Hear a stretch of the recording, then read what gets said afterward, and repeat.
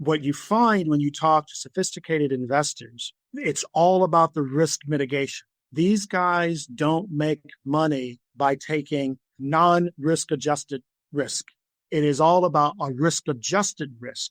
And so because of the size of the capital pool, you have different types of risk players who are comfortable with certain kinds of risks for startups or certain kinds of risks for growth companies or certain kinds of risks, right? And so one of the things that when you look at a capital stack, you will find that there's ample capital for whatever risk level that you want, sufficient enough to have a very robust market around it. So it's not so much that the U.S. has a super high risk tolerance, but that there are enough players wherever you want to be on the risk spectrum who are comfortable with understanding that particular risk at that development and the mitigants for that risk. And that's who they bet on. They don't bet on the guy who's taking the most risk, or, the company or the team or the woman who's taking the most risk. They're betting on the company, the woman, the team that knows how to mitigate the most risk for that type of risk. That's the bet.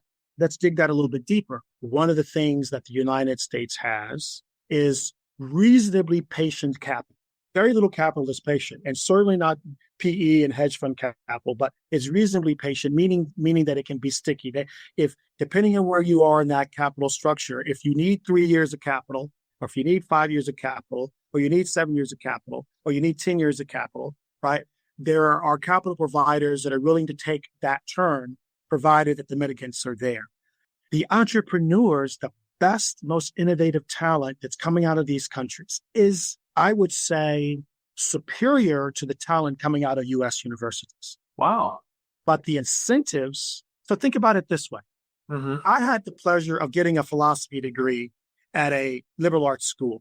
You don't have that kind of luxury in many of these Eastern Europe. It is physics, it's math, it's engineering. You make stuff. Yeah, you make stuff. Right? Yeah, right?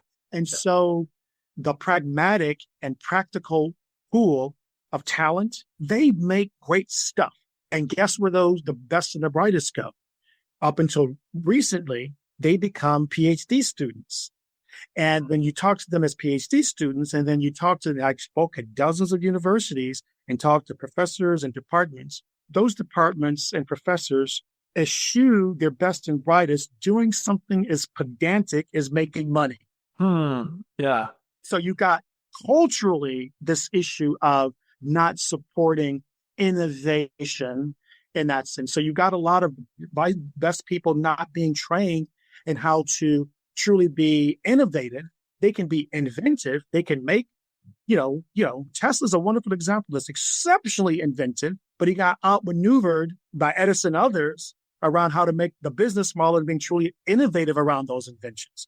That's a historical, culturally relevant point even today. His level of inventiveness is top notch, but his ability to meld the capital, get the business model around it, he got outmaneuvered. He got outgunned by Edison and co. Right? And so when you're really thinking about the fertile ground for risk or fertile ground for talent or matching capital to talent, etc., there's some really interesting things that I've personally had to observe going from just on the talent side, exceptionally talented kids. And so what ended up happening is how they started bridging and learning from the Americans. Then you had a lot of, and Ukraine was a perfect example of this. They started doing IT outsourcing to some of these countries because these kids could code and they had good math skills and they had good engineering skills, etc. So that's transition. And now they realize, well, wait a minute, why am I doing the code for that Silicon Valley company? I want to be that Silicon Valley entrepreneur.